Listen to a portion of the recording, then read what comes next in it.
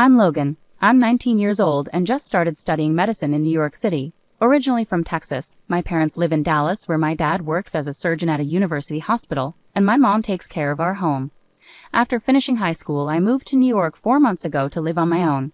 I worked hard and got into medical school in July, inspired by my dad. But I haven't been able to enjoy typical college life.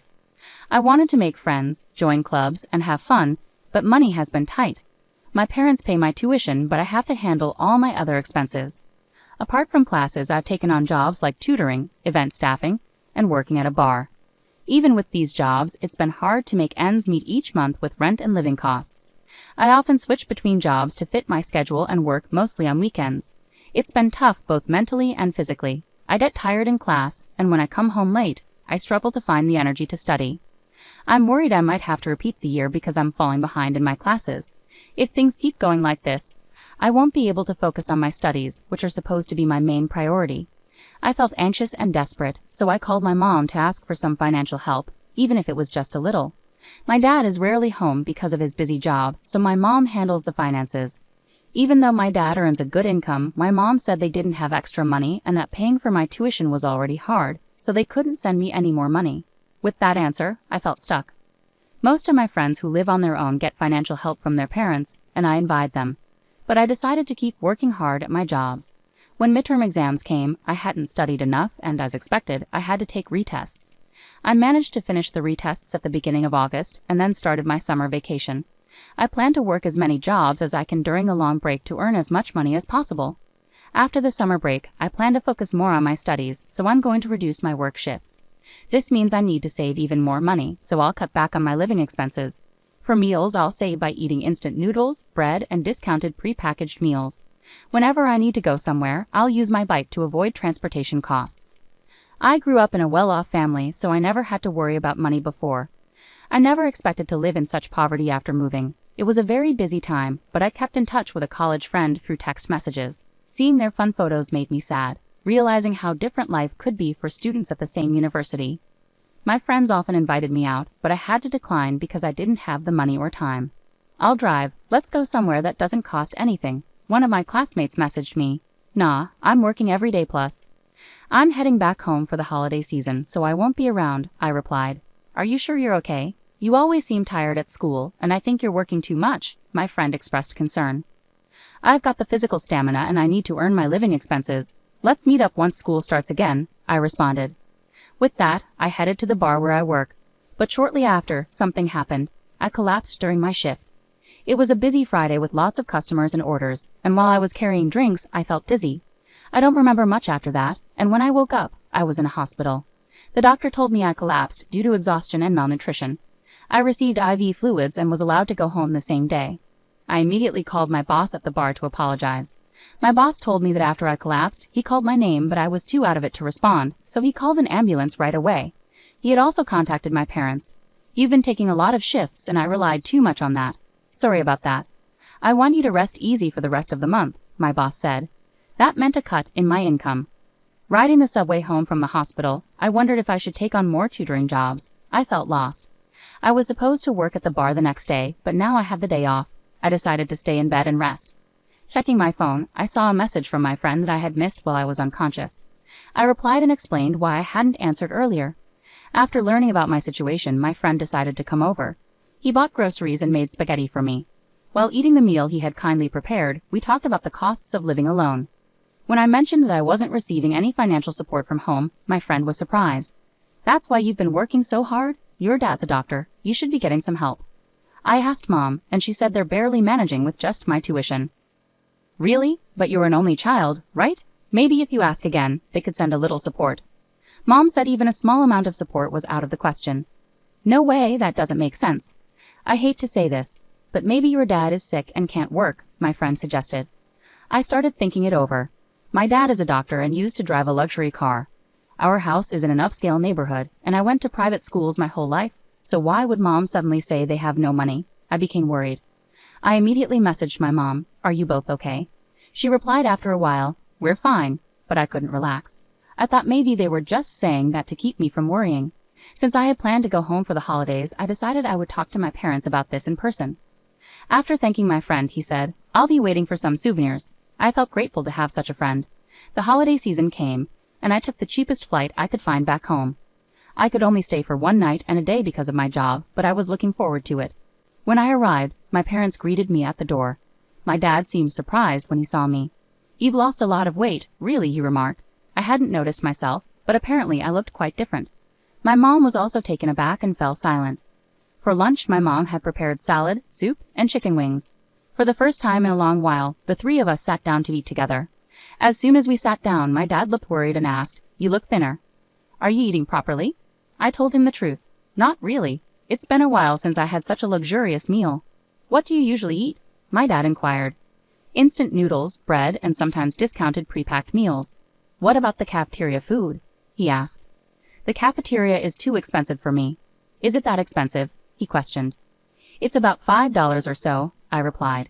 Hearing that, my dad looked puzzled. "Is the money I've been sending enough for you?" I was confused and responded, "Huh? I haven't been getting any money." My dad was shocked. "What do you mean? So you haven't received any money for the past 4 months?" "I haven't received any. Have you really been sending money?" "I had asked your mom to transfer $2,000 every month into your account." "Really?" I was surprised. "Mom told me that your finances were tight and that she couldn't afford to send any money." Dad looked confused. "We have enough money. What's happening?" Dad immediately asked Mom, "Paisley, have you been sending money to Logan like you're supposed to?" Mom looked down without saying anything. I started to worry. Maybe Dad got sick and couldn't work, so that's why I wasn't getting any money. "No, I've been working as usual," Dad said. "That's good to hear," I said, feeling a bit better. "But then why didn't I get any money?" I was so confused. "Paisley, what's going on?" Dad asked again. Mom still stayed silent and wouldn't look at us. "Please, don't stay quiet. Can you explain?" Dad asked again. Finally, Mom said softly, "I haven't sent any money." "What? You haven't sent any money to Logan," she admitted. Both Dad and I were shocked. "What? Why not?" Dad asked, surprised. "There are just too many things we need to pay for," Mom started explaining. "Isn't our home loan already paid off?" Realizing she couldn't hide it any longer, Mom revealed, "I've been keeping the money for myself." I was shocked. "I read online that medical students can earn more than regular students by tutoring, so I thought you'd manage." "I asked for some money, even a little, but I didn't realize you were struggling that much," Mom continued calmly. "There was a call from Logan's work recently, saying you collapsed from overwork," Dad interjected. "And I noticed today how much weight you've lost." "What? Logan collapsed? What happened?" It seemed my dad hadn't heard about this before. I explained, "Yeah, but it wasn't serious." "Paisley, why didn't you tell me?" "I'm sorry, I was scared you'd find out I wasn't sending the money," my mom replied, and my dad was furious to hear this. "This is unbelievable. Logan had to work until he collapsed because he didn't have any money." "I didn't mean any harm," my mom said, showing no signs of guilt. "What have you been using all the money for?" my dad asked my mom directly. After a short pause, she spoke up. "Actually, I've accumulated some debts." "What?" It was shocking to hear that from her, who always seemed to manage our household finances so well, even tending to the garden flowers. The money went towards paying off my debts. "Debts? How much do you owe?" my dad asked, looking incredulous. Mom, still avoiding eye contact, said softly, "About $100,000. $100,000? I couldn't believe it. My dad sighed heavily. "How did you accumulate so much debt?" "I got involved in gambling," she admitted. "I ended up with gambling debts without your knowledge." "Why would you even start something like that?" my dad asked, clearly dismayed, holding his head in his hands. "About 2 years ago, I started gambling just to pass the time. I won some money, and it felt good initially. I only used small amounts, but going to the casino became a habit, and I started betting more and more. I couldn't stop, and that's how it all added up to that amount." I had never gambled, so I couldn't understand why she couldn't stop. "Yes, I kept trying to win back what I lost, but I ended up losing more than winning. I even used some of our savings." "So you've spent more than just the debt amount?" my dad exclaimed at my mom. "How much of our savings did you use?" "About $30,000. I stopped taking more because I was afraid you'd find out." She looked like she was on the verge of tears. "If you had talked to me about it sooner, maybe we could have handled it better. With that amount, you could have worked part-time and paid it back bit by bit, right?" my dad suggested. When he said this, she yelled back, "I absolutely refuse to work part-time." "Face reality. You're the one who got into this debt," he said, visibly angry. "I've been a stay-at-home mom for so long. I can't start working now. That's why I turned to payday lenders." Her selfish reasoning shocked me. Then the interest started piling up, and the debt kept growing. I got involved with multiple lenders and now I can't keep up with any payments. It's overwhelming, my dad sighed heavily. Are you still gambling, even in this situation? He asked. Yes, I don't see any other way. That's why I hoped you would pay off the debt for me, she said desperately. Really? My mom stood up, her face lighting up with hope. I knew you would help me. He seemed moved, but things didn't turn out as she had hoped. But this is your severance. Let's get a divorce. What? Divorce? I was shocked. I will never agree to a divorce. Her expression shifted from joy to fear, as if she had fallen from heaven to hell in an instant. You kept gambling even when Logan was struggling, right? You kept borrowing money, putting the family in jeopardy. That's true, but I can't stay in a family where my wife puts gambling before her own son. No way. She finally burst into tears. I promise I'll never gamble again. Please forgive me, she begged. But he remained firm. Your gambling seems like an addiction. You need to see a psychiatrist and get long-term treatment. It's common for people to struggle with relapses during treatment. I'm not addicted. I can stop anytime.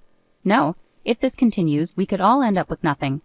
I have to separate, not just for my own sake, but to stop putting more burden on Logan, my dad explained.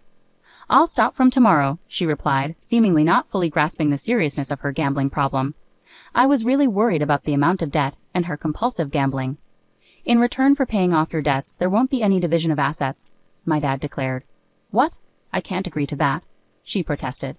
If you don't repay the debt, they might freeze your account, she went quiet. I never imagined coming home after a long time would lead to this situation. I felt so unsettled by my parents arguing. No, Dad, can't we hold off on talking about divorce? Maybe take some time to calm down and think things through, I suggested. I'm sorry, Logan, but that's not possible, he said calmly. I thought Dad might have rushed into talking about divorce out of frustration, but it seems like that's not what happened. After a tense lunch, I retreated to my room. I lay down on the bed, but I could still hear my parents arguing faintly. It wasn't a full-blown argument. Mom was shouting loudly, and Dad was responding firmly. Feeling overwhelmed by college and home, I eventually fell asleep out of sheer frustration. The next morning, Mom looked worn out, likely from crying all night. I had planned to stay home a bit longer, but the heavy atmosphere pushed me to leave early. Dad drove me to the airport. It turned out Mom didn't agree to the divorce during their argument yesterday. Logan, I'm sorry for causing so much trouble, she apologized to me. No, Mom, it's not your fault. Dad, thanks for supporting me through medical school. I'll start transferring allowance directly to your account from now on, so don't worry. Yeah, thanks, Dad. It really means a lot. I understand things are tough, but take care. I flew back to New York. The rest of the summer vacation flew by with work, but I couldn't stop worrying about my parents. A few months later, I learned that my mom finally agreed to the divorce. My dad's determination wore down her resistance. As they agreed, Dad took on her debts, and they didn't divide their assets in the divorce. I have mixed feelings about my parents splitting up, but it's not all bad. With the allowance Dad gives me, I've been able to reduce my workload and focus more on my studies. I've even had time to hang out with friends. My mom's side of the family told me that despite the divorce caused by her gambling, she returned to the slot machines every day and quickly accumulated more debt. Her family couldn't bail her out, so she reluctantly started working part-time. She's currently in therapy to conquer her gambling addiction.